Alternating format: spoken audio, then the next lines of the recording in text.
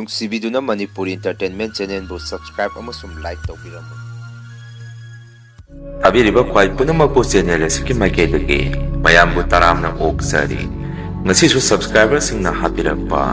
Real horror story ꯑꯅꯧꯕ ꯑꯃꯃꯨꯛ ꯃꯌꯥꯝꯒꯤꯗꯃꯛꯇ ꯄꯨꯗꯨꯅ ꯂꯥꯛꯆꯔꯤ꯫ ꯋꯥꯔꯤ ꯑꯁꯤꯕꯨ ꯂꯥꯟꯊꯣꯛꯆꯔꯛꯄ ꯃꯇꯝꯗ ꯁꯣꯏꯈꯤ ꯂꯥꯟꯈꯤꯕ ꯌꯥꯎꯔꯕꯁꯨ ꯃꯌꯥꯝꯗ ꯉꯥꯛꯄꯤꯅꯕ ꯍꯥꯏꯖꯔꯤ꯫ ꯐꯔꯦ ꯑꯗꯨꯗꯤ ꯃꯌꯥꯝ ꯋꯥꯔꯤꯁꯤ ꯍꯧꯅꯕ ꯇꯧꯖꯔꯒꯦ꯫ ꯋꯥꯔꯤꯁꯤ ꯃꯇꯝ ꯑꯃꯗ ꯑꯩꯈꯣꯏ ꯂꯩꯀꯥꯏꯗ ꯁꯦꯡꯕ ꯊꯣꯛꯈꯤꯕ ꯊꯧꯗꯣꯛ ꯑꯃꯒꯤ ꯋꯥꯔꯤꯅꯤ꯫ ꯃꯇꯝ ꯑꯗꯨꯗ ꯑꯩꯈꯣꯏ ꯂꯩꯀꯥꯏꯗ ꯏꯁꯤꯡ ꯋꯥꯅꯔꯛꯄꯒꯤ ꯃꯇꯝ ꯑꯗꯨꯗ ꯄꯨꯈ꯭ꯔꯤ ꯑꯃ ꯇꯧꯅꯕ ꯊꯧꯔꯥꯡ ꯇꯧꯔꯝꯃꯤ꯫ ꯄꯨꯈ꯭ꯔꯤꯁꯤꯅ ꯇꯧꯒꯗꯕ ꯂꯩꯒꯗꯕ ꯃꯐꯝ ꯑꯁꯤꯅ ꯂꯧꯕꯨꯛ ꯃꯅꯥꯛꯇꯅꯤ꯫ ꯃꯗꯨ ꯅꯠꯇ꯭ꯔꯕꯗꯤ ꯆꯥꯎꯔꯕ ꯄꯨꯈ꯭ꯔꯤꯗꯨ ꯇꯧꯒꯗꯕ ꯆꯞ ꯆꯥꯕ ꯃꯐꯝ ꯑꯃꯠꯇ ꯂꯩꯔꯝꯗꯦ꯫ ꯂꯩꯀꯥꯏꯒꯤ ꯅꯨꯄꯤ ꯑꯉꯥꯡꯁꯤꯡꯅꯗꯤ ꯑꯁꯨꯝꯅ ꯍꯥꯏꯅꯔꯝꯃꯤ, ꯂꯥꯞꯅ ꯊꯝꯕ ꯄꯥꯝꯗꯦ ꯑꯩꯈꯣꯏꯗꯤ, ꯂꯝꯄꯥꯛ ꯃꯌꯥ ꯅꯛꯅ ꯊꯝꯕꯤꯌꯨ ꯍꯥꯏꯅꯔꯛꯈꯤ꯫ ꯇꯧꯕꯇꯕꯨ ꯂꯝꯄꯥꯛ ꯂꯩꯔꯤꯕ ꯃꯄꯥ ꯑꯗꯥꯏꯗ ꯄꯨꯈ꯭ꯔꯤꯁꯦ ꯇꯧꯔꯨꯕꯗꯗꯤ ꯂꯝꯄꯥꯛꯁꯨ ꯄꯤꯛꯁꯜꯂꯛꯑꯅꯤ, ꯑꯗꯨꯒ ꯄꯨꯈ꯭ꯔꯤꯁꯦ ꯌꯥꯝꯅ ꯆꯥꯎꯅ ꯇꯧꯕꯁꯨ ꯌꯥꯔꯔꯣꯏ꯫ ꯑꯗꯨꯅ ꯋꯥꯐꯝ ꯑꯗꯨ ꯂꯩꯀꯥꯏꯒꯤ ꯃꯤꯑꯣꯏ ꯑꯅꯝꯕꯅ ꯌꯥꯅꯔꯝꯗꯦ꯫ ꯄꯨꯈ꯭ꯔꯤꯗꯣ ꯇꯧꯔꯛꯄꯒꯤ ꯃꯇꯥꯡꯗ ꯀ꯭ꯂꯕꯀꯤ ꯃꯤꯑꯣꯏꯁꯤꯡꯒ ꯂꯩꯀꯥꯏꯒꯤ ꯃꯩꯔꯥ ꯄꯥꯏꯕꯤ ꯏꯃꯥ ꯏꯕꯦꯟꯁꯤꯡꯒ ꯃꯔꯩ ꯑꯃ ꯌꯦꯠꯅꯔꯛꯄꯒꯤ ꯋꯥꯐꯝ ꯑꯃ ꯂꯥꯛꯑꯝꯃꯤ꯫ ꯑꯗꯨꯒ ꯑꯩꯒꯤ ꯑꯣꯏꯅꯁꯨ ꯃꯁꯤꯒꯨꯝꯕ ꯊꯕꯛ ꯊꯧꯔꯝꯁꯤ ꯑꯩꯗꯤ ꯀꯌꯥ ꯌꯥꯎꯒꯟꯗꯦ꯫ ꯃꯔꯨꯑꯣꯏꯅ ꯑꯩꯈꯣꯏ ꯏꯃꯨꯡꯗ ꯂꯩꯀꯥꯏ ꯈꯨꯟꯒꯤ ꯊꯕꯛ ꯊꯧꯔꯝꯁꯤ ꯑꯩꯈꯣই ꯗꯗꯥꯅ ꯑꯅꯝꯕꯅ ꯑꯗꯨꯝ ꯆꯠꯂꯝꯃꯤ꯫ ꯗꯗꯥꯗꯤ ꯀ꯭ꯂꯕꯀꯤꯁꯨ ꯃꯔꯨ ꯑꯣꯏꯕ ꯃꯦꯝꯕꯔ ꯑꯃꯁꯨ ꯑꯣꯏ꯫ ꯃꯥꯏꯀ꯭ꯔꯣꯐꯣꯟ ꯄꯥꯏꯕꯁꯨ ꯗꯗꯥꯁꯤ ꯌꯥꯝꯅ ꯄꯥꯝꯖꯩ꯫ ꯂꯩꯀꯥꯏꯒꯤ ꯃꯌꯦꯞ ꯄꯥꯜꯂꯒ ꯄꯥꯎꯖꯦꯜ ꯑꯃ ꯄꯤꯕꯗ ꯗꯗꯥꯅ ꯋꯥ ꯉꯥꯡꯕ ꯁꯛꯄ ꯑꯗꯨꯝ ꯇꯧꯏ꯫ ꯑꯩꯗꯤ ꯅꯨꯃꯤꯠꯇꯨ ꯇꯨꯔꯦꯟꯗꯒꯤ ꯈꯣꯏꯁꯨ ꯄꯨꯔꯒ ꯁꯨꯃꯥꯏꯅ ꯐꯥꯔꯛꯄ ꯉꯥꯗꯨ ꯃꯪꯒꯣꯟꯗ ꯄꯨꯊꯣꯛꯑꯒ ꯁꯨꯝ ꯌꯦꯡꯉꯝꯃꯤ꯫ ꯃꯇꯝꯗꯨꯗ ꯗꯗꯥꯁꯤ ꯌꯥꯝꯅ ꯁꯥꯎꯅ ꯊꯣꯡꯒꯥꯟꯗꯒꯤ ꯆꯪꯉꯛꯈꯤ꯫ ꯑꯗꯨꯒ ꯏꯃꯨꯡꯗ ꯍꯥꯊꯨ ꯍꯥꯊꯨ ꯄ꯭ꯔꯞ ꯄ꯭ꯔꯞ ꯆꯪꯉꯛꯄꯗꯨꯗ ꯑꯩꯒꯤ ꯈꯣꯏꯗꯨꯅ ꯃꯈꯣꯡꯗ ꯌꯨꯔꯝꯃꯤ꯫ ꯃꯗꯨꯗ ꯑꯃꯨꯛꯇꯕꯨ ꯗꯗꯥꯁꯤ ꯐꯤꯡ ꯐꯤꯡ ꯆꯣꯡꯉꯒ ꯈꯨꯖꯩꯒꯩꯗꯨ ꯄꯥꯏꯔ ꯄꯦꯛ ꯄꯦꯛ ꯊꯤꯗꯦꯛꯈꯤ꯫ ꯑꯩꯁꯨ ꯃꯥꯅ ꯑꯗꯨꯝꯅ ꯇꯧꯔꯛꯄꯗꯨꯗ ꯏꯁꯥꯗ ꯁꯥꯎꯅꯤꯡꯕ ꯑꯃ ꯄꯣꯛꯑꯝꯃꯤ꯫ ꯀꯩꯅꯣ ꯗꯗꯥ, ꯅꯪꯅ ꯆꯠꯄꯗ ꯐꯖꯅ ꯌꯦꯡꯉꯒ ꯆꯠꯆꯗ꯭ꯔꯒ ꯑꯩꯒꯤ ꯈꯨꯖꯩꯒꯁꯦ ꯂꯣꯏꯅ ꯊꯤꯗꯦꯛꯏꯁꯤꯕꯣ? ꯑꯥꯗꯒꯤ ꯅꯈꯣꯏ ꯃꯁꯦꯟ ꯃꯔꯩ ꯇꯧꯅꯔꯒ ꯂꯥꯛꯑꯒ ꯑꯩꯉꯣꯟꯗ ꯇꯥꯏꯅꯔꯒ ꯐꯒꯗ꯭ꯔꯣ ꯍꯥꯏꯔꯝꯃꯤ꯫ ꯗꯗꯥꯅ ꯑꯃꯨꯛ, ꯀꯩꯅꯣ ꯑꯩꯅ ꯌꯦꯡꯉꯒ ꯐꯖꯅ ꯆꯠꯇꯦ ꯍꯥꯏꯕꯣ? ꯅꯪꯅ ꯃꯐꯝ ꯆꯥꯅ ꯊꯝꯗꯕꯗꯒꯤ ꯇꯧꯔꯤ ꯅꯠꯇ꯭ꯔꯣ? ꯅꯣꯡ ꯍꯦꯛ ꯉꯥꯟꯕꯗꯒꯤ ꯈꯣꯏꯗ ꯑꯗꯨꯝ ꯆꯨꯞꯄ ꯆꯠꯂꯤꯗꯨꯕꯨ ꯇꯟꯗ꯭ꯔꯣ? ꯂꯩꯀꯥꯏ ꯈꯨꯟꯒꯤ ꯊꯕꯛ ꯏꯪꯈꯥꯡꯁꯨ ꯑꯃꯠꯇ ꯌꯥꯎꯗꯦ꯫ ꯅꯁꯨꯡ ꯅꯃꯥꯟꯅꯕ ꯄꯨꯟꯕ꯭ꯔꯁꯨ ꯄꯨꯟꯗꯦ꯫ ꯅꯪꯒꯤ ꯊꯣꯛꯄ ꯑꯃ ꯑꯗꯨꯝ ꯄꯨꯡꯂꯩꯗ ꯂꯩ꯫ ꯍꯌꯦꯡꯋꯥꯏ ꯅꯪꯒꯤ ꯊꯕꯛ ꯊꯣꯔꯛꯄꯗ ꯀꯅꯥ ꯌꯥꯎꯕꯤꯗꯣꯔꯤꯒꯦ ꯍꯥꯏꯔꯛꯏ꯫ ꯑꯩꯅ ꯑꯃꯨꯛ, ꯑꯩꯒꯤꯕꯨ ꯀꯩꯅꯣ, ꯅꯈꯣꯏ ꯃꯌꯥꯝ ꯂꯩꯔꯤꯁꯤꯗꯤ, ꯗꯗꯥ ꯊꯣꯛꯑꯒ ꯂꯣꯏꯔꯦ, ꯁꯤꯗ ꯑꯩ ꯑꯃꯨꯛ ꯊꯣꯔꯛꯇꯅ ꯀꯔꯤꯕꯨ ꯀꯥꯟꯅꯗꯣꯔꯤꯒꯦ ꯍꯥꯏꯔꯝꯃꯤ꯫ ꯗꯗꯥꯅ ꯑꯃꯨꯛ, ꯌꯥꯔꯦꯀꯣ ꯅꯆꯤꯟ ꯕꯥꯟꯗꯨꯅ ꯁꯨꯖꯜꯂꯛꯀꯅꯤ, ꯅꯆꯤꯟ ꯈꯨꯝꯃꯛꯀꯅꯨ ꯍꯥꯏꯔꯝꯃꯒ ꯆꯪꯈꯤ꯫ ꯏꯃꯥꯁꯨ ꯑꯃꯨꯛ ꯊꯣꯡꯒꯥꯟꯗꯒꯤ ꯁꯥꯎꯔꯒ ꯆꯪꯉꯛꯏ꯫ ꯑꯉꯥꯡꯁꯤꯡꯁꯤ ꯉꯥꯡꯅ ꯁꯛꯅꯕ ꯑꯃꯠꯇ ꯌꯥꯗꯦ꯫ ꯄꯨꯈ꯭ꯔꯤꯕꯨ ꯂꯧꯕꯨꯛ ꯃꯌꯥꯏꯗ ꯊꯝꯃꯒ ꯀꯅꯥꯅꯣ ꯑꯗꯨꯗ ꯏꯁꯤꯡ ꯁꯣꯛꯄ ꯆꯠꯇꯣꯔꯤꯁꯤꯕꯣ? ꯑꯁꯨꯝꯅ ꯏꯃꯥꯁꯦ ꯆꯕꯦꯡ ꯆꯕꯦꯡ ꯉꯥꯡꯉꯒ ꯆꯪꯉꯛꯏ꯫ ꯗꯗꯥꯒ ꯏꯃꯥꯒ ꯑꯅꯤꯗꯨꯒꯤ ꯃꯇꯧ ꯑꯗꯨꯗ ꯑꯩꯁꯨ ꯅꯣꯛꯅꯤꯡꯕ ꯑꯃ ꯄꯣꯛꯑꯝꯃꯤ꯫ ꯋꯥꯈꯜꯗꯁꯨ ꯀꯩꯅꯣ ꯑꯅꯤꯁꯤꯅ ꯑꯁꯨꯛ ꯌꯥꯝꯅ ꯃꯌꯥꯝꯒꯤ ꯊꯕꯛ ꯑꯁꯤꯗ ꯄꯨꯛꯅꯤꯡ ꯆꯪꯉꯤꯁꯤꯕꯨ ꯃꯈꯣꯏꯒꯤ ꯃꯁꯥ ꯃꯁꯥꯒꯤꯗꯨ ꯃꯉꯥꯏꯔꯦ ꯃꯈꯣꯏꯅ ꯇꯧꯔꯤꯁꯤ꯫ ꯏꯃꯥ, ꯗꯗꯥꯒ ꯅꯪꯒ ꯂꯝꯗ ꯌꯦꯟꯅꯔꯛꯑꯒ ꯌꯨꯝꯗ ꯏꯁꯧ ꯂꯥꯡꯉꯒ ꯍꯌꯦꯡꯈꯩꯗꯤ ꯆꯪꯉꯛꯀꯅꯨ, ꯅꯁꯛꯁꯤꯡꯗꯣ ꯌꯦꯡꯅꯤꯡꯗꯦ ꯍꯥꯏꯔꯝꯃꯤ꯫ ꯏꯃꯥꯅ ꯑꯃꯨꯛ ꯑꯁꯨꯝꯅ ꯍꯥꯏꯔꯛꯏ, ꯇꯥꯅꯤꯡꯗꯦꯀꯣ, ꯅꯪꯅ ꯀꯩ ꯈꯪꯗꯅ ꯁ꯭ꯋꯥꯏꯗ ꯄꯨꯈ꯭ꯔꯤꯗꯨ ꯇꯧꯁꯤꯜꯂꯛꯑꯗꯤ ꯑꯩꯈꯣꯏꯒꯤ ꯂꯧꯐꯝ ꯁꯔꯨꯛꯁꯤ ꯃꯁꯤ ꯁꯣꯛꯇꯣꯔꯤꯕꯅꯤ꯫ ꯑꯗꯨꯅꯅꯦ ꯏꯃꯥꯅ ꯁ꯭ꯋꯥꯏꯗ ꯇꯧꯅꯨ ꯍꯥꯏꯔꯤꯁꯦ ꯍꯥꯏꯔꯝꯃꯤ꯫ ꯑꯩꯅ ꯑꯃꯨꯛ, ꯐꯔꯦ ꯀꯩꯅꯣ, ꯅꯪꯅ ꯁ꯭ꯋꯥꯏꯗ ꯄꯨꯈ꯭ꯔꯤꯗꯣ ꯇꯧꯁꯤꯜꯂꯛꯑꯗꯤ ꯑꯩꯁꯨ ꯂꯥꯞꯅ ꯈꯣꯏ ꯆꯨꯞꯄ ꯆꯠꯂꯨꯗ꯭ꯔꯒꯁꯨ ꯌꯥꯔꯦ꯫ ꯑꯗꯨꯅ ꯌꯦꯠꯅꯔꯨꯔꯅꯨ, ꯑꯁ꯭ꯋꯥꯏꯗ ꯑꯗꯨꯝ ꯄꯨꯈ꯭ꯔꯤꯗꯣ ꯊꯝꯃꯁꯤ ꯍꯥꯏꯔꯣ ꯍꯥꯏꯔꯝꯃꯤ꯫ ꯇꯁꯦꯡꯕꯗꯤ ꯂꯧꯕꯨꯛꯇ ꯄꯨꯈ꯭ꯔꯤ ꯇꯧꯕ ꯍꯥꯏꯔꯤꯁꯤ ꯑꯩꯈꯣই ꯃꯅꯥꯛꯇ ꯑꯣꯏꯗꯣꯔꯤꯕꯅꯤ, ꯑꯩꯈꯣꯏꯒꯗꯤ ꯌꯥꯝꯅ ꯑꯗꯨꯝ ꯅꯛꯅꯗꯣꯔꯤꯕꯅꯤ꯫ ꯑꯗꯨꯕꯨ ꯄꯨꯈ꯭ꯔꯤꯗꯣ ꯇꯧꯕꯗ ꯂꯝ ꯈꯔꯗꯤ ꯁꯣꯛꯅꯗꯣꯔꯤ, ꯃꯗꯨꯒꯤꯅꯤ ꯏꯃꯥꯅ ꯁꯥꯎꯔꯤꯁꯤ꯫ ꯑꯗꯨꯒ ꯍꯧꯖꯤꯛꯇ ꯑꯩꯁꯨ ꯋꯥꯈꯜ ꯑꯃ ꯂꯥꯛꯑꯝꯃꯤ꯫ ꯗꯗꯥꯅ ꯁꯥꯎꯗꯨꯅ ꯆꯪꯉꯛꯏꯗꯨꯁꯨ ꯑꯗꯨꯒꯤ ꯃꯔꯝꯗ ꯑꯣꯏꯔꯝꯃꯤ꯫ ꯃꯇꯝ ꯈꯔꯗꯤ ꯌꯦꯠꯅꯔꯝꯃꯤ, ꯑꯗꯨꯅ ꯄꯨꯈ꯭ꯔꯤꯗꯨ ꯄꯥꯛ ꯍꯦꯛꯇ ꯇꯧꯕ ꯍꯧꯔꯝꯗꯦ꯫ ꯃꯁꯤꯒꯤ ꯃꯇꯨꯡ ꯅꯣꯡ ꯅꯤꯅꯤꯒꯤ ꯃꯇꯨꯡꯗꯗꯤ ꯇꯨꯔꯦꯟꯗꯒꯤ ꯉꯥ ꯈꯔ ꯐꯥꯔꯝꯃꯤ꯫ ꯑꯩꯈꯣꯏ ꯑꯍꯟ ꯈꯔ ꯇꯧꯔꯒ ꯅꯨꯄꯥ ꯏꯜ ꯂꯪꯗꯨꯅ꯫ ꯑꯗꯨꯅ, ꯅꯨꯃꯤꯠꯇꯣ ꯑꯍꯜ ꯑꯃꯒꯤ ꯃꯌꯨꯝꯗ ꯉꯥ ꯌꯦꯟꯅꯕ ꯑꯣꯏꯅ ꯌꯨ ꯆꯥꯛ ꯈꯔ ꯌꯥꯎꯔꯝꯃꯤ꯫ ꯑꯍꯜ ꯑꯃꯒ ꯌꯨꯝꯗ ꯊꯦꯡꯅ ꯄꯨꯡ 11 ꯃꯥꯊꯣꯏ ꯑꯗꯥꯏꯗ ꯑꯍꯜ ꯂꯗꯨꯒ ꯑꯩꯒ ꯍꯜꯂꯛꯃꯤꯟꯅꯔꯝꯃꯤ꯫ ꯑꯗꯨꯝꯅ ꯊꯛꯄ ꯆꯥꯕ ꯂꯣꯏꯔꯒ ꯉꯥ ꯈꯔꯒ ꯑꯩꯁꯤ ꯑꯍꯜ ꯑꯃꯒ ꯌꯨꯝꯗ ꯊꯦꯡꯅ ꯄꯨꯡ 11 ꯑꯗꯥꯏꯗ ꯑꯍꯜ ꯑꯗꯨꯒ ꯑꯩꯒ ꯍꯜꯂꯛꯃꯤꯟꯅꯔꯝꯃꯤ꯫ ꯑꯩꯒ ꯍꯜꯂꯛꯃꯤꯟꯅꯔꯤꯕ ꯑꯍꯜ ꯑꯗꯨꯅꯁꯨ ꯁꯨꯝꯅ ꯍꯥꯏꯔꯛꯏ, ꯇꯣꯟ, ꯑꯩꯈꯣꯏ ꯃꯅꯤꯡꯗ ꯂꯩꯕ ꯃꯥꯏꯕ ꯇꯦꯝꯕꯗꯣ, ꯃꯗꯨ ꯍꯤꯡꯉꯤꯕꯣ? ꯑꯩ ꯃꯥꯒ ꯀꯩꯅꯣꯝꯇ ꯇꯥꯟꯅꯅꯤꯡꯉꯤ꯫ ꯃꯗꯨꯗ ꯑꯩꯅ ꯑꯃꯨꯛ, ꯂꯩꯔꯤꯕꯅꯦ, ꯑꯗꯣ ꯑꯍꯟ ꯌꯥꯝꯅ ꯑꯣꯏꯔꯕꯅꯤ, ꯂꯥꯏꯒꯤ ꯊꯕꯛ ꯊꯧꯔꯝ ꯑꯃꯠꯇ ꯇꯧꯗ꯭ꯔꯕ ꯀꯔꯤꯅꯣꯃ ꯇꯧꯔꯕꯅꯤ꯫ ꯑꯩꯒ ꯂꯥꯛꯃꯤꯟꯅꯔꯤꯕ ꯑꯍꯜ ꯑꯗꯨꯅ ꯑꯃꯨꯛ, ꯏꯍꯦ, ꯑꯗꯨꯗꯤ ꯑꯩꯅ ꯈꯜꯂꯤꯁꯦ ꯀꯝꯗꯧꯅꯤ? ꯃꯆꯥꯅꯨꯄꯥ ꯑꯃꯁꯨ ꯃꯥꯏꯕ ꯇꯝꯂꯤ ꯍꯥꯏꯗꯥꯏꯅꯦ, ꯃꯄꯥꯗꯒꯤ ꯑꯗꯨꯅ ꯀꯝꯗꯧꯔꯤ ꯍꯪꯉꯛꯏ꯫ ꯑꯩꯅ ꯑꯃꯨꯛ ꯈꯪꯗꯦꯗ ꯇꯥꯃꯒꯤ ꯃꯣꯏꯅ ꯃꯣꯏ ꯊꯣꯛꯄꯅꯤ ꯑꯩꯈꯣꯏ ꯏꯃꯨꯡꯗꯤ ꯂꯥꯏ ꯇꯤꯟꯒꯤ ꯑꯗꯨꯒꯨꯝꯕꯁꯦ ꯀꯌꯥ ꯁꯝꯅꯗꯦ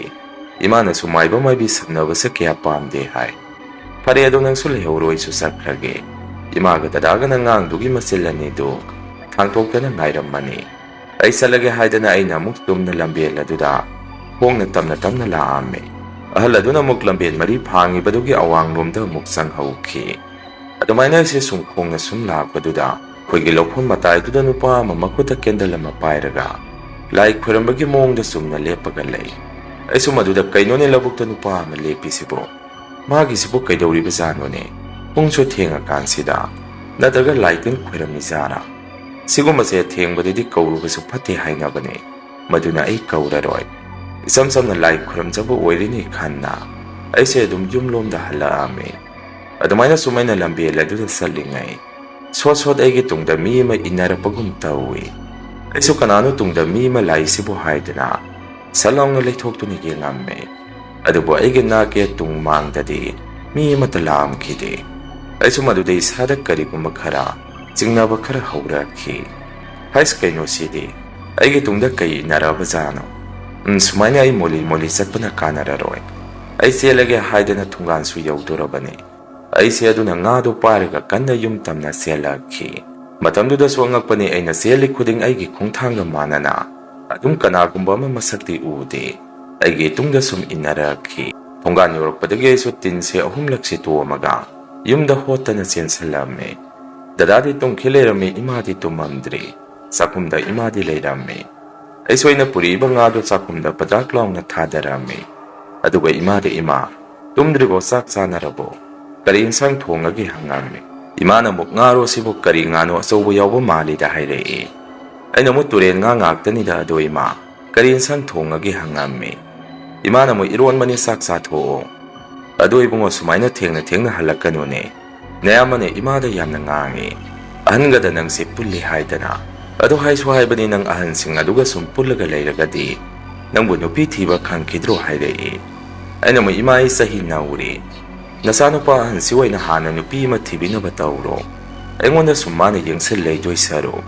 ꯑꯗꯨꯒ ꯑꯩꯅ ꯍꯧꯖꯤꯛ ꯌꯨꯝꯗ ꯍꯜꯂꯛꯄꯗ ꯑꯩꯈꯣꯏ ꯂꯧꯐꯝ ꯃꯅꯥꯛꯇ ꯅꯨꯄꯥ ꯑꯃ ꯂꯦꯞꯍꯧꯏ ꯃꯥꯏꯗꯣ ꯂꯥꯏ ꯈꯣꯏꯔꯝꯃꯤꯕ ꯃꯥꯜꯂꯤ ꯑꯩꯁꯨ ꯍꯥꯏꯐꯦꯠ ꯌꯦꯡꯉꯝꯃꯒ ꯌꯨꯝ ꯑꯁꯤꯗ ꯆꯪꯉꯛꯄꯗ ꯑꯩꯒꯤ ꯇꯨꯡꯗ ꯁꯣꯠ ꯑꯩꯒꯤ ꯈꯣꯡꯊꯥꯡꯒ ꯃꯥꯟꯅꯅ ꯃꯤ ꯑꯃ ꯏꯟꯅꯔꯛꯄꯒꯨꯝꯅꯁꯨ ꯇꯧꯏ ꯀꯤꯖꯗꯅ ꯑꯩꯁꯨ ꯍꯣꯠꯇꯅ ꯌꯨꯝꯗ ꯑꯗꯨꯝ ꯆꯦꯟꯁꯜꯂꯛꯑꯕꯅꯦ ꯍꯥꯏꯔꯝꯃꯤ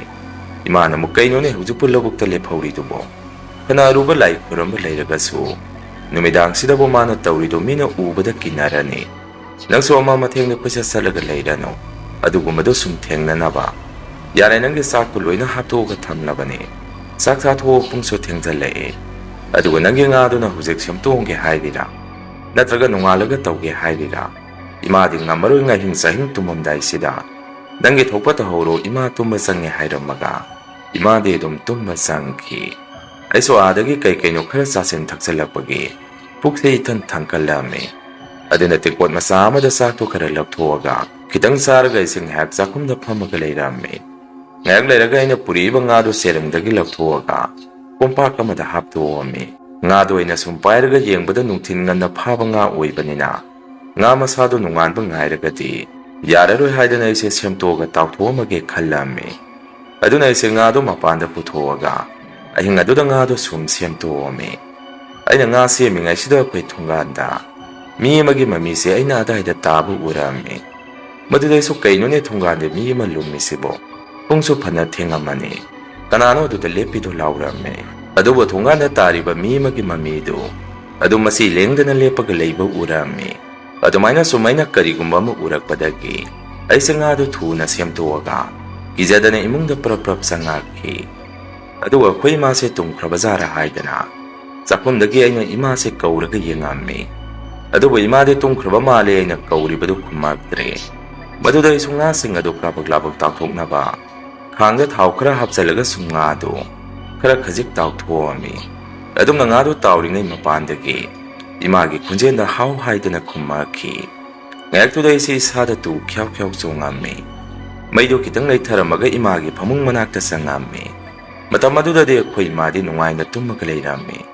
ꯑꯩꯁꯨ ꯏꯁꯥꯗ ꯉꯛꯅ ꯆꯥꯛꯈꯨꯝꯗ ꯑꯃꯨꯛ ꯆꯪꯉꯛꯈꯤ Aduga maidu muthalaga ngado mapung phana tauba loitringaida kizaraktana aigi kada prap sangami pamungda himna ise wakhala masung khalami ngasigi numisida ingwanda tawriba singsi punsida mupok sumaina tawruktriba ngaktani ngasai aina labuk mayada nupa ama lephobadu madu heku dagi aingwanda ngasi se karino mi tawre lai narabazara iki tungda hoida phana khantoge tungkrage haidana ahingdumade ise adum tumtharami nongheng anbaga de na ngarang ahing nga khara tawba horambadu kizadana mafam chana thanamdabadagi hawdongna tangkhai ama chathokki leirami aisu maduda khoidok piri thilami imada soine ima ngarang aina semamba ngado sikhak natti phanyam yam huribane hawdong changa ga numida tangkhai ama loina chathome hairami imana mukai haiba ihe onthokpanida pamukreda kaino nangbu ngadu mafam chana upu manungda hapchalamba yadro Madudaina ima du su haphodre ngarang doina nangonda su haikriduni karino mai tawi ngarang si akwai tunggan mapas dana mi malummaga leibadong na mami ema dum lepaga leiba ui kona sakumda sangaga nga tawringai dasu mapandagi nang sarga mi ema na khumai aduda kizadana isi nga du tawba loiramdana aisa tumba dum sangabani kangre ngarang segi tungda kari inaraba zano hairame Imana mukhangza laksadreda nangi wado imasu Paredo imasu pukri tawbugi matanda mayam wa khara tana duri hai ay amukta thokige nang sangagati sakdo khara thongto mo ibungo imana horen halakpadadi thengani hairei aina mo ima asmadu ai kya nungai roida ai sak thongba kaina khuloidri horen seng sangdana saba mata yana raroi nasanu pa lasina horen aingona ngangba nungai na basillano nang halaga sakto thenga su thengna adum tamna adum thongo sakte de suksa bu saningde ima hairamne imana mo thokpani de isanu pi yawdo ba haibasi waida pare horen thenga ga su thengna ai thongage asumna hairamaga ima de dum thokre aiso dum khoi supa thorame kona ise pungani adai da saksa ba muk yumda halame dada de yumda leiramde ima de yumda leirame madude imana sumna hairei Yadre bungo pukri se akwai lopam manakta tawgadori akwai lamsu khara sokpa tare adune ima thawai nungaite hayengdagi pukri se tawba hawrani hairaki aina mo ima akwai lopam do kayam soke hangame imana mo khara sangsali yamna budi natte nayama so akwai club ki miyoi singa marai kana yetna hawribani madude imana di yetna runo matomda angawba tarani adum tawjarasanu hairamabani hayeng waipok sumaina akwai mafam khara yawke pukri se tawbada haidana maming leijahurasani aduna ima su kari su khandre hairei aina mo hoi ima dumaina he khanthokpa haiduni hairamaga aiso sakto dum chathome pukri do tawba horokpasida mafam adaida ahinga thengbasida nupa ama sum lepaga leibase khoi mungna sum urame imana soingonda wafam do hawdore ibungo kanano su khangde pukri tawriba mapa saida mi masum lepaga leiba ui ahinga thengbada masibo kana oiribasano hangai aina mo ima magi do phaba thabak tawgadi mande phataba laitin phiramba mali bado nongmadi dadagai ga tumina lummaga manakta sangsalaga kanano haidana masak khangtu soro hangame imana mo hai adumanya tawruno mi phataba oiramagadi khudong thiba nangdurini hairei nongmadi dadase pungphana thenga pau yumda hanjalamde pung tara tarakpadagi imana ingonda Ibungo na yamado huzi phabu hanjalaktene karaida kaidokhrabazano hangai aina mo ima kari su khalluno karimata tawroi nasanu pa ahandu mana ingondagi hena singbane kadaide no masaksa hija naramgani ngayak leiraga hanjalaksani hairame adumne khaibuga dadase thungandagi urau tharauduna sangakhi ima gaigade ahambada dadabu maludrabane maramdi nongmuta dadana adumna yu thaksalaga lawba khongbase kya tawde Imana su kaino ni asina haliba mong sibo lawai bungo na yamasa kanaga hanminarki yengosi mamanaba singdo ima thina ngamge hairame dada su law duna sangaki aduga sumna hairame angang labukta nupa ama lephorisi masi kanano magisi nungtigi asaida kaidawrino lawai bani yengosi hairei imana mukkaino nang ngasi tawriba mongsi sangwa manungda tumina leyo migi mamangdi ikai hairame dadana muk ima kana su taroi he ngang nang aina hairi sugyan tadro law isilina usangaga phudeusi ma sumaina nungtigi saida maram leitana hekta lepa yabra ai saluge noi lehoro haidana dadasi nongna pukri tauriba adumda phaireng tureng langna phana yadaba makai sum changki imana su dadasi phaba ngamamde adumaina sum urau tharaudana mafam aduda sangsalurabanina adaida lepamiba miyoi ado khoina lakpadadi leiramde nongna tauriba pukri adu su loisalakadorabani pukri adu su sangaga yamna chaurame imana dadada ibungo makhada yamna luine tani ne lao changasi hairame aina su dada lao sumaina urau tharauraga sangadaba natte tumina lummaga sangadabane nongma matang saba mangairasi lao lao yumda sangasi hairame dada su adaida kampet khara lolamaga lao sangasi haidana phaireng tureng mana mang tharga yumda sangki aisu mafam adaido haiphet lepaga mang tung yengamme matam aduda pukri dugi a makha thangbadagi lekho mapak ama aigi nanganda boplaungna thomakhi aisu kainone kanano haidana makhada yengtharame adubo makhadadi kanasu leiba uramde among aise tungsalamna leithorakpada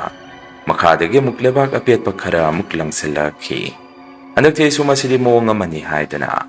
athu atu yum tamna selakhi yum hege uga imana soingonda kainoi bunga karaidagi lekhomno nanaga laduda pa iba sing adu bo hairei aina ma ima makhadagi langkhali ini mi su mata leite sai se mawng ama tawre matung manao changuba yaba nate hairame imana mo kainone nangna marol ama jajat ki wa ngakta ai kok tum ngausale yare nang su tumoro hairei dadana mo kanana kaidori no thangsani ko haidana magi kadagi muklaurei adude imana tumina leirori bungo neyama ta khrani tumoro hairei matau sumna numitudi adumna dum hauki masigi matung pukri do tawga loikibadagi kungi no ngai do na pukri do ising adu thanba ngai narame ona de pukri do ising yaungnarakpadagi lekai gi miyoya nambana pukri gi ising do sizinaba haurame aduga maromdadi akhoi gadi pukri do khara dum naknarabanina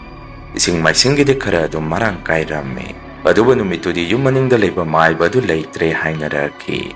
maibadu leitre pau tabada kusu mathomang pangthoknaba yumaduda sanbirame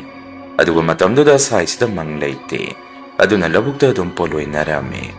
maibadu kisu masagi lophamda poloi ni hainarapadagi makhoi lophamadu aduda mathomang pangthoknaba mayam se sem sarame aduga laibak phabadi poloi duriba lophamaduga pukri aduga su khara khajikti lapnarame maibadu numituda dum mapung phana poloirame mana sikiba numitudagi nonghe nganbagadi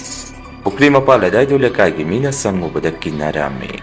adaiduda mami sami ahlama sum thoi haidana mayamna sum hainarame aduga numitudi su imanaba magi luhongba thangnaba khunda salame aina luhongba chatpase masingbo thiba yaramgani aidi kya satkande aduba hujiki imanaba adudi akhoi khoi suminaba kangu oibanina magi luhongbagi batondo aingonda toksalakhi luhongmada sena sanaba kho aigidi leitabadagi dadadagi oina wairaga selaga salame aise luhongphamda leiringai akhoi khungi ahal ama luhongbadu laame maso ai ubada daigi nakta changsalakhi aduga aingonda tonang pau ma tarabo akhoi nongna tawga lekai gi pukri aduda yambemgi mau ma taduna sire haina hawi hudida haksang sumayamna phangna hubada ngairi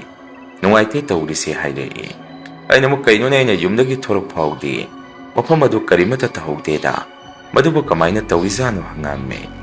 ahladuna mo khangdeda adudi aisu yamna pungkuidi kuidaba mali haidi hekta san kibaga dum mayam changdana adum thiraba mali hairei aina mo o adu isingda hekta san kibaga kanamata chongthana hutraba jaro hangame ahladuna mo mi ngaya kokthok koksin tawnaringai matam khara mam khara mali aduga pukri ni haidana adugluna tawriduna kanagi kokna no hairei aina mo kangde lekai gi ahan oza guru akhanga hai pathau mayama ma tanaraga tawkiba ngaktani adu aidi horen yumda hankidoisi isa su thungna tan khreda hairame ahladuna mo noidi kharsu naknare pare aina mo da du tamge sangapani asumna hairamaga ma so dum changki luhongmoda loiraga ise yumda halame matamadu pukri mapala domda mi khara lepaga leiba urame aicha changaga kari kamdaurino hangusira haidana ngayak wakhalama khallame aduba sum tansalakpadagi yumda dum changakhi aina yume hek yobaga imana soingonda ibungo nang pau ma tarbo hangai ꯑꯩꯅ ꯑꯃꯨꯛ ꯏꯃꯥ ꯈꯪꯉꯦ ꯑꯗꯨꯕꯨ ꯀꯃꯥꯏꯅ ꯇꯧꯔꯤꯕꯖꯥꯠꯅꯣ? ꯀꯅꯥꯝꯇ ꯍꯦꯛ ꯇꯥꯈꯤꯕꯗꯨ ꯎꯍꯧꯗ꯭ꯔꯕꯖꯥꯔꯣ ꯍꯪꯉꯝꯃꯤ꯫ ꯏꯃꯥꯅ ꯑꯃꯨꯛ ꯅꯨꯄꯤ ꯃꯁꯦꯟꯅꯕꯨꯗꯤ ꯎꯍꯧꯅꯔꯒ ꯃꯈꯣꯏꯁꯨ ꯍꯦꯛ ꯀꯨꯝꯊꯕꯗꯨ ꯀꯤꯖꯕꯗꯒꯤ ꯅꯨꯄꯥꯈꯩ ꯀꯧꯅꯔꯤꯉꯩ ꯑꯗꯨꯝ ꯂꯨꯞꯈ꯭ꯔꯕ ꯃꯥꯜꯂꯤ꯫ ꯃꯇꯝꯁꯨ ꯄꯨꯀꯨꯏꯗꯤ ꯀꯨꯏꯅꯕꯗꯤ ꯅꯠꯇꯦ꯫ ꯃꯥꯒꯤ ꯁꯨꯝ ꯊꯣꯛꯎ ꯇꯝꯃꯝꯕꯒꯤꯔꯗꯤ ꯈꯪꯗꯦ ꯑꯗꯨꯝ ꯂꯩꯈꯤꯗ꯭ꯔꯦ꯫ ꯃꯆꯥ ꯅꯨꯄꯥꯗꯨꯅꯒ ꯀꯞꯄꯗꯨ ꯅꯨꯡꯉꯥꯏꯇꯦ ꯍꯥꯏꯔꯛꯏ꯫ ꯑꯩꯅ ꯑꯃꯨꯛ ꯊꯣꯛꯄꯅꯤꯗ ꯆꯍꯤ ꯐꯥꯎ ꯐꯥꯔꯝꯈꯤꯔꯣꯏ꯫ ꯄꯨꯈ꯭ꯔꯤꯁꯦ ꯁꯤꯖꯤꯟꯅꯕ ꯍꯧꯕ ꯑꯗꯨꯒ ꯃꯤ ꯍꯥꯟꯅ ꯀꯧꯔꯕ꯫ ꯇꯟꯕꯨ ꯇꯜꯂꯦ ꯁ꯭ꯋꯥꯏꯗ ꯆꯪꯗꯣꯏꯁꯦ ꯍꯥꯏꯔꯝꯃꯤ꯫ ꯅꯨꯃꯤꯠꯇꯨꯒꯤ ꯑꯍꯤꯡꯗꯣ ꯑꯩꯈꯣꯏ ꯏꯃꯨꯡꯁꯨ ꯀꯅꯥꯃꯠꯇ ꯇꯨꯝꯅꯔꯝꯗꯦ꯫ ꯃꯔꯝꯗꯤ ꯊꯧꯗꯣꯛ ꯑꯗꯨ ꯊꯣꯛꯈꯤꯕꯗꯒꯤ ꯁꯨꯝ ꯊꯋꯥꯏ ꯅꯨꯡꯉꯥꯏꯅꯗꯕꯗꯒꯤ ꯑꯩꯈꯣꯏꯁꯦ ꯇꯨꯝꯕ ꯌꯥꯔꯝꯗꯦ꯫ ꯑꯍꯤꯡꯁꯦ ꯄꯨꯡ 12 ꯆꯞ ꯆꯥꯅ ꯇꯥꯔꯛꯄꯒꯤ ꯃꯇꯝ ꯑꯁ꯭ꯋꯥꯏꯗ ꯑꯩꯈꯣꯏꯒꯤ ꯁꯨꯃꯥꯡꯁꯤꯗ ꯃꯤ ꯑꯃ ꯁꯨꯝ ꯆꯠꯂꯒ ꯂꯩꯕꯒꯤ ꯃꯑꯣꯡꯗ ꯃꯈꯣꯜ ꯑꯃ ꯏꯃꯥꯒ ꯗꯗꯥꯒ ꯑꯩꯈꯣꯏ ꯑꯍꯨꯝꯅ ꯇꯥꯔꯝꯃꯤ꯫ ꯃꯗꯨꯗ ꯗꯗꯥꯅ ꯀꯅꯥꯅꯣꯅꯦ ꯑꯩꯈꯣꯏꯗ ꯆꯪꯉꯤꯁꯤꯕꯣ? ꯇꯣꯟ ꯑꯃꯨꯛꯇ ꯍꯧꯒꯠꯂꯒ ꯌꯦꯡꯉꯨ ꯍꯥꯏꯔꯛꯏ꯫ ꯑꯩꯅ ꯑꯃꯨꯛ ꯑꯁ ꯉꯝꯃꯔꯣꯏ ꯍꯟꯗꯛꯁꯦ ꯑꯩ ꯄꯨꯡꯀꯤꯗ ꯀꯤꯕ ꯑꯃ ꯏꯁꯥꯗ ꯇꯧꯔꯤ꯫ ꯀꯅꯥꯝꯇ ꯑꯣꯏꯔꯝꯃꯣꯏ ꯌꯦꯡꯉꯨꯅꯨ ꯍꯥꯏꯔꯝꯃꯤ꯫ ꯉꯥꯏꯍꯥꯛꯀꯤ ꯃꯇꯨꯡ ꯑꯃꯨꯛ ꯁꯨꯃꯥꯡꯁꯤꯗ ꯏꯁꯤꯡꯗ ꯀꯨꯝꯃꯨꯔꯒ ꯀꯥꯔꯛꯄꯒꯤ ꯃꯑꯣꯡꯗ ꯆꯣꯛ ꯆꯣꯛ ꯃꯤ ꯑꯃ ꯐꯨꯔꯤꯠ ꯐꯤꯔꯣꯜ ꯍꯣꯡꯗꯣꯛꯄꯒꯤ ꯃꯑꯣꯡꯗ ꯃꯈꯣꯜ ꯑꯃ ꯁꯨꯝ ꯇꯥꯔꯝꯃꯤ꯫ ꯍꯟꯗꯛꯇꯤ ꯗꯗꯥꯅ ꯐꯨꯛ ꯂꯥꯎꯅ ꯍꯧꯒꯠꯂꯒ ꯏꯃꯥꯒ ꯃꯕꯥꯅꯤ ꯃꯄꯥꯟꯗ ꯊꯣꯛꯃꯤꯟꯅꯔꯝꯃꯤ꯫ ꯃꯇꯝ ꯑꯗꯨꯗ ꯏꯃꯥꯒ ꯗꯗꯥꯒꯁꯤ ꯌꯥꯝꯅ ꯀꯤꯅ ꯄꯥꯈꯠꯅ ꯌꯨꯝ ꯃꯅꯨꯡꯗ ꯆꯦꯟꯁꯤꯜꯂꯛꯈꯤ꯫ ꯑꯗꯨꯒ ꯑꯩꯉꯣꯟꯗ ꯏꯃꯥꯅ ꯏꯕꯨꯡꯉꯣ ꯃꯄꯥꯟꯗ ꯀꯔꯤꯅꯣꯃ ꯂꯩꯍꯧꯔꯦ ꯑꯁꯤꯗꯤ ꯀꯝꯗꯧꯅꯤ ꯍꯥꯏꯔꯛꯏ꯫ ꯑꯩꯅ ꯑꯃꯨꯛ ꯏꯃꯥ ꯀꯅꯥꯅꯣ ꯂꯩꯍꯧꯔꯤꯕꯣ ꯍꯪꯉꯝꯃꯤ꯫ ꯗꯗꯥꯅ ꯑꯃꯨꯛ ꯃꯤ ꯃꯥꯟꯗꯦ꯫ ꯅꯨꯄꯤ ꯑꯃ ꯁꯪꯒꯣꯏ ꯃꯔꯨꯝꯗ ꯑꯣꯜꯂꯒ ꯃꯁꯝ ꯊꯥꯗꯔꯒ ꯐꯝꯃꯒ ꯂꯩꯍꯧꯔꯦ꯫ ꯅꯥꯀꯟꯒꯤ ꯀꯀꯥ ꯀꯨꯃꯥꯔ ꯍꯣꯏ ꯀꯧꯁꯤꯔꯥ ꯍꯥꯏꯔꯛꯏ꯫ ꯏꯃꯥꯅ ꯑꯃꯨꯛ ꯍꯣꯏ ꯏꯕꯨꯡꯉꯣ ꯃꯅꯤꯡ ꯊꯣꯡꯂꯣꯝꯗꯒꯤ ꯀꯧ ꯍꯥꯏꯗꯅ ꯗꯗꯥꯒ ꯑꯩꯒ ꯃꯅꯤꯡ ꯊꯣꯡꯂꯣꯝꯗ ꯊꯣꯔꯛꯑꯒ ꯃꯅꯤꯡ ꯊꯣꯡꯒꯤ ꯊꯣꯡ ꯑꯗꯨ ꯍꯦꯛ ꯍꯥꯡꯗꯣꯔꯛꯄꯒ ꯅꯨꯄꯤ ꯑꯃ ꯁꯠꯂꯥꯎꯅ ꯁꯝꯃꯒ ꯃꯅꯤꯡ ꯊꯣꯡ ꯃꯄꯥ ꯑꯗꯣꯝꯗ ꯁꯨꯝ ꯇꯞꯅ ꯇꯞꯅ ꯆꯪꯈꯤ꯫ ꯍꯟꯗꯛꯇꯤ ꯑꯩꯁꯨ ꯏꯁꯥꯗ ꯀꯤꯕ ꯍꯦꯟꯃꯟꯈꯤꯗꯅ ꯂꯦꯞꯄꯝꯕꯗꯒꯤ ꯍꯛꯆꯥꯡꯁꯦ ꯄꯗ꯭ꯔꯥꯛ ꯂꯥꯎꯅ ꯃꯈꯥꯗ ꯒ꯭ꯌꯥꯟ ꯃꯥꯡꯗꯨꯅ ꯂꯦꯛꯊꯔꯝꯃꯤ꯫ ꯗꯗꯥꯒ ꯏꯃꯥꯒꯅꯁꯨ ꯑꯩꯁꯦ ꯄꯥꯏꯔꯒ ꯆꯤꯡꯈꯠꯄꯤꯔꯝꯃꯤ꯫ ꯑꯗꯨꯒ ꯃꯅꯤꯡ ꯊꯣꯡꯗꯣ ꯆꯦꯠꯅ ꯂꯣꯟꯁꯤꯜꯂꯝꯃꯤ꯫ ꯏꯃꯥꯅ ꯏꯁꯤꯡ ꯒꯤꯂꯥꯁ ꯑꯃ ꯄꯨꯕꯤꯔꯛꯇꯅ ꯃꯗꯨ ꯑꯩꯅ ꯈꯔ ꯊꯛꯆꯟꯕꯗꯒꯤ ꯀꯣꯟꯅ ꯑꯩꯁꯦ ꯒ꯭ꯌꯥꯟ ꯇꯞꯅ ꯇꯞꯅ ꯂꯥꯛꯑꯝꯃꯤ꯫ ꯀꯣꯟꯅ ꯗꯗꯥꯅ ꯊꯣꯡꯅꯥꯎꯗꯒꯤ ꯌꯨꯝꯊꯪꯅꯕꯒꯤ ꯀꯀꯥ ꯀꯨꯃꯥꯔ ꯍꯣꯏ ꯇꯥꯅꯕ ꯀꯧꯔꯝꯃꯤ꯫ ꯃꯈꯣꯏꯒ ꯑꯩꯈꯣꯏꯒꯁꯦ ꯌꯥꯝꯅ ꯅꯛꯅꯕꯗꯤ ꯑꯣꯏꯗꯦ꯫ ꯑꯗꯨꯕꯨ ꯀꯧꯔꯤꯕꯗꯨ ꯃꯈꯣꯏꯁꯨ ꯇꯥꯕꯗꯒꯤ ꯀꯩꯗꯧꯔꯒꯦ ꯍꯥꯏꯗꯅ ꯃꯈꯣꯏꯁꯨ ꯈꯨꯝꯃꯛꯏ꯫ ꯃꯗꯨꯗ ꯗꯗꯥꯅ ꯑꯩꯈꯣꯏꯒꯤꯗ ꯑꯃꯨꯛꯇ ꯆꯪꯕꯤꯔꯛꯑꯣ ꯀꯧꯔꯝꯃꯤ꯫ ꯀꯀꯥ ꯀꯨꯃꯥꯔ ꯍꯣꯏꯁꯨ ꯄꯥꯈꯠꯇꯅ ꯑꯅꯥ ꯑꯌꯦꯛ ꯌꯥꯎꯔꯕꯖꯥꯔꯥ ꯍꯥꯏꯗꯅ ꯃꯈꯣꯏ ꯏꯃꯨꯡ ꯄꯨꯟꯅ ꯑꯍꯤꯡ ꯑꯗꯨꯗ ꯑꯩꯈꯣꯏꯒꯤꯗ ꯆꯪꯕꯤꯔꯛꯈꯤ꯫ ꯃꯈꯣꯏ ꯂꯥꯛꯄꯗꯒꯤ ꯑꯩꯈꯣꯏꯁꯨ ꯊꯣꯡ ꯍꯥꯡꯇꯣꯛꯑꯒ ꯃꯄꯥꯟꯗ ꯄꯨꯟꯅ ꯊꯣꯛꯑꯝꯃꯤ꯫ ꯀꯣꯟꯅ ꯑꯩꯈꯣꯏꯅ ꯋꯥꯔꯤꯗꯨ ꯃꯈꯣꯏꯗ ꯇꯝꯃꯨꯕꯗ ꯃꯈꯣꯏꯅꯁꯨ ꯑꯁꯨꯝꯅ ꯈꯨꯝꯃꯛꯏ꯫ ꯍꯣꯏꯅꯦ ꯉꯁꯤꯁꯦ ꯃꯑꯣꯡ ꯑꯃ ꯏꯇꯧ ꯇꯧꯏꯅꯦ꯫ ꯉꯁꯥꯏ ꯄꯨꯈ꯭ꯔꯤ ꯑꯗꯨꯗ ꯊꯣꯛꯈꯤꯕ ꯊꯧꯗꯣꯛ ꯑꯗꯨꯗꯒꯤ ꯑꯗꯨꯅ ꯑꯩꯈꯣꯏꯒꯤꯗ ꯑꯗꯨꯃꯥꯏꯅ ꯇꯧꯔꯛꯑꯕꯣꯏꯔꯦ꯫ ꯑꯗꯨ ꯀꯔꯤꯁꯨ ꯇꯧꯔꯣꯏꯗ ꯉꯁꯥꯏ ꯂꯩꯈꯤꯗꯕꯗꯨꯗ ꯃꯊꯋꯥꯏ ꯃꯃꯤꯗꯣ ꯀꯣꯏꯆꯠ ꯆꯠꯄ ꯑꯣꯏꯔꯤꯅꯤ꯫ ꯑꯩꯈꯣꯏꯅ ꯀꯤꯔꯒꯅ ꯅꯣꯡꯉꯥꯟꯗ꯭ꯔꯤ ꯐꯥꯎ ꯑꯩꯈꯣꯏ ꯁꯪꯕꯤꯔꯒꯦ ꯍꯥꯏꯗꯅ ꯅꯨꯃꯤꯠꯇꯨꯗꯤ ꯀꯀꯥ ꯍꯣꯏꯗꯨꯒꯤ ꯏꯃꯨꯡꯗꯣ ꯑꯩꯈꯣꯏꯒꯤꯗ ꯄꯨꯟꯅ ꯂꯩꯃꯤꯟꯅꯔꯝꯃꯤ꯫ ꯅꯣꯡꯍꯦꯛ ꯉꯥꯟꯕꯒ ꯃꯈꯣꯏꯁꯨ ꯆꯠꯂꯒꯦ ꯍꯥꯏꯗꯅ ꯃꯌꯨꯝꯗ ꯑꯃꯨꯛ ꯆꯠꯅꯈꯤ꯫ ꯃꯈꯣꯏ ꯍꯦꯛ ꯆꯠꯈꯤꯕꯒ ꯑꯩꯅ ꯈꯣꯡ ꯍꯥꯝꯕ ꯇꯣꯏꯂꯦꯠ ꯂꯣꯝꯗ ꯆꯪꯉꯛꯄꯗ ꯑꯩꯈꯣꯏ ꯇꯣꯏꯂꯦꯠ ꯃꯄꯥꯗ ꯀꯅꯥꯒꯨꯝꯕ ꯑꯃꯅ ꯏꯁꯤꯡ ꯆꯣꯠꯂꯒ ꯅꯦꯠꯂꯝꯕꯒꯤ ꯃꯑꯣꯡꯗ ꯈꯣꯡ ꯃꯃꯤ ꯑꯃ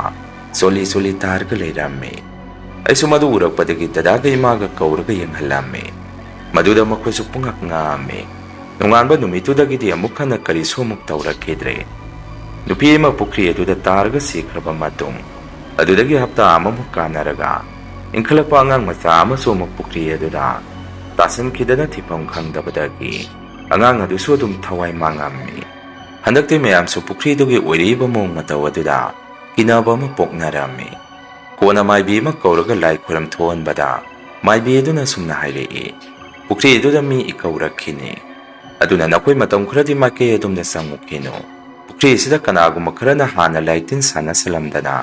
ꯈꯔꯁꯨ ꯕꯦꯔꯥ ꯀꯥꯔꯦ꯫ ꯑꯗꯨꯅ ꯃꯇꯝ ꯈꯔꯗꯤ ꯏꯁꯤꯡꯁꯦ ꯁꯤꯖꯤꯟꯅꯔꯨꯈꯤꯅꯨ꯫ ꯏꯁꯤꯡ ꯑꯁꯤꯁꯨ ꯃꯥꯡꯉꯕꯅꯤ꯫ ꯊꯥ ꯑꯃꯃꯨꯛꯇꯤ ꯃꯥꯏꯀꯩ ꯑꯗꯣꯝꯗ ꯆꯪꯉꯨꯈꯤꯅꯨ ꯍꯥꯏꯔꯝꯃꯤ꯫ ꯃꯗꯨꯗꯒꯤ ꯂꯩꯀꯥꯏꯒꯤ ꯃꯤꯑꯣꯏꯁꯤꯡꯁꯨ ꯊꯥ ꯑꯃꯗꯤ ꯄꯨꯈ꯭ꯔꯤ ꯑꯗꯣꯝꯗ ꯀꯅꯥꯃꯠꯇ ꯆꯪꯉꯝꯗꯦ꯫ ꯑꯩꯈꯣꯏ ꯏꯃꯨꯡꯁꯨ ꯀꯤꯖꯗꯅ ꯅꯨꯃꯤꯠ ꯍꯦꯛ ꯇꯥꯔꯛꯄꯒ ꯊꯣꯡ ꯁꯦꯠ ꯁꯦꯠ ꯂꯣꯟꯁꯤꯜꯂꯒ ꯌꯨꯝꯗꯒꯤ ꯃꯄꯥꯟ ꯊꯣꯛꯑꯝꯗꯦ꯫ ꯑꯗꯨꯕꯨ ꯅꯨꯃꯤꯠꯇꯨꯗꯤ ꯏꯃꯥꯅ ꯃꯄꯥꯟꯗꯒꯤ ꯀꯣꯜ ꯑꯃ ꯂꯧꯁꯤꯟꯕ ꯊꯣꯛꯎꯕꯗ ꯏꯃꯥꯅ ꯄꯨꯈ꯭ꯔꯤ ꯃꯌꯥꯏ ꯑꯗꯨꯗ ꯑꯉꯧꯕ ꯑꯃ ꯁꯨꯝ ꯄꯥꯏꯔꯒ ꯂꯩꯕ ꯎꯔꯝꯃꯤ꯫ ꯏꯃꯥꯁꯨ ꯃꯗꯨ ꯎꯔꯛꯄꯗꯒꯤ ꯗꯗꯥꯒ ꯑꯩꯒꯤ ꯅꯥꯛꯇ ꯆꯪꯁꯤꯜꯂꯛꯇꯨꯅ ꯄꯨꯈ꯭ꯔꯤ ꯃꯌꯥꯏꯗ ꯀꯔꯤꯅꯣꯃ ꯄꯥꯏꯔꯒ ꯂꯩꯍꯧꯔꯦ ꯍꯥꯏꯔꯛꯏ꯫ ꯗꯗꯥꯒ ꯑꯩꯒꯁꯨ ꯃꯄꯥꯟꯗ ꯀꯤꯅ ꯀꯤꯅ ꯆꯦꯟꯊꯣꯛꯑꯒ ꯌꯦꯡꯉꯨꯕ ꯃꯇꯝꯗ ꯑꯉꯧꯕ ꯑꯃ ꯄꯨꯈ꯭ꯔꯤ ꯃꯌꯥꯏ ꯑꯗꯨꯗ ꯁꯨꯝ ꯄꯥꯏꯔꯒ ꯂꯩꯕ ꯃꯃꯤ ꯑꯃ ꯎꯔꯝꯃꯤ꯫ Kizadana akoisu ngahak yengammaga yum manungda adum changame. Adumna pukri aduda lekaigi mi amata changnadringai manung asida hojiki akoi maningda leiba sikiba maiba ahal adugi masanupadu madi pukri mapala daida koichat chalaga leiba urame. Madudaisu nongmadi magidu kaidawriba janone haidana awainana nupa adugi manakta changsalame. Aduga tamo thoire nuktigi pukri mapala saida sum chatpa adum ui kaidawrinu hangame. Nupa aduna mukton walking nida kaidawriki hangai aina muk kaisu tawdena. Ado tamo thoren karigino pukri sina mi pungnogda lawri sina sibu kamaina tawni hangame. Nupa aduna muk phakrani da khra leiraga karisu tawraroi ising se dum siznaba yare kaino nahan maibiduna hairamba matamdo hele kaino hairei aina muk khangde tawrise mayamsu kinarba karino ising de siznaba mata langnadre hairame. Ngayamaga wari sanarmaga ise yumda muk sangakhi yumege waga ise khangogdana sor pungkalakpadagi Imana ise kuchen selaga laknarame. Ngayag leraga muka ise gyan kangta tarame. Numito ang panayagi ngaksam sida miyamana. Kana pairga melakpagi moong da taurame. Maduay na imada wari tamame. Imana suwengon da sumna hairei. Kadawagi nang ditwarian gimanakta sangurino. Maiba tambagi yamna haire hainabani. Hayang kaya sangudo manakta hairei. Masige matong matam ka leraga de kwegi imong da natana. Aday da leba miyo sing apoy paraga. Pukri mapala dahil numidang mi ama ni sumlepaga. Kuchat salaga laiba mi ama. Ako'y na uba haurame. Manakta sang salulga na amukekta mangki gum taurame. Aduga pukri ito sunga sung tatada banati. Nga si sara ga laiba gimong da mayam na unarame. Numito da halama ko'y giyum da lakto na. Pukri ito da ko'y taro si nga karaparo si haubalaame. Maduday na ahan siningabo ay ngamoy. Kanana do da nga panagi. Ay ngamoy sang bahay rame. Ahlado na muktuan. Mi pukri isda nga yam na panari. Ado da nang sumhaw balapani. Paning draga to ay ngahak mohong yengu kigihayta na. Madi ko'y supo da pukri sa wado da sadki. Imana su kanano lami do hangay. Ay na imapisag ni da pukri sa usida. Ko'y supo si haw balaini. Imana mo kayo masigino pas na nga da yam na sopi sina. Iba kang draga di lawja kita pa ni. Ado nang disaluno ipo mo hayrei. Ay na mo imay ang ako nati. Ay nga ga pungki kire hayrame. Panay na adom na hayjabagi wani pukri dudigi nga sumpanarag padagi. Takagi miyusing si kiba makang naragta padagi. Pukri duda ko'y supamisi masing sumhekan narame. Ay so hinabi samjak ko'y ba na sumnong padokadayda. Sangaga yengo da makoy miyam na panariba nga do. Sumusalubadagi so ko'y do sumningag padagi. Imaga dadago udringay. Huran mapamadom da sumtsangame. Adobo nung manumit amadi ako na pukri da ko'y supingay. Sumnumita sa lagpadagi ahalamaga. Ay gakagta tayo da ngay hurame. Numidang wala maduda sunga sa pukri da sarame. Maduday da kizaragta na ahalado da sala si hayrame. Ahalado na ngayak ngay ko hayda na. Sumkoy da supingay pukri manong adudagi. Piyangaw wama ko'y na ko'y tariba dayda. Bulang na ising manong dagi pagwalaki. Madudagi ahaladuga ay gamasidi mo nga manihayda na. Yung da hota na senaraki. Numito dagi ay di makaya dom da dum sangudre. Ahaladu di lepalay ta na ko'y dum supas sangame. Ado bumagi sumatam yawrag to na. Ahaladu pukri manong adu da singtaki. Adong kudagta ahaladu lay kidre. Numito da mayam se marang. Ahaladu pangnaba tiba da upay ramde. O na ting na sina ahaladu dum pangame. Adum na misum lauro padagi lakay gimina. Pukri do yot ke zali tauraga makay mari khazalaga. Mi mata sanganda na tamlame. Numidang da sumapamadom da dum mi kara kwechat salaga. Laibadang na dum tawi. Khwaidagi ngaglibadi maningi maay badugi masanupado. Made dum masada kiba kangdana. Mapamadom da dum salaga laiba kuina urame. Hojik so pukri dugi ising do kanamata sizinadre. Masini mayam nga sige riyan hore story. Matangi wari tagalagpada mayam punamuk tengarasi. Masigidi mayam dagi kaina na papiti ay lawzari.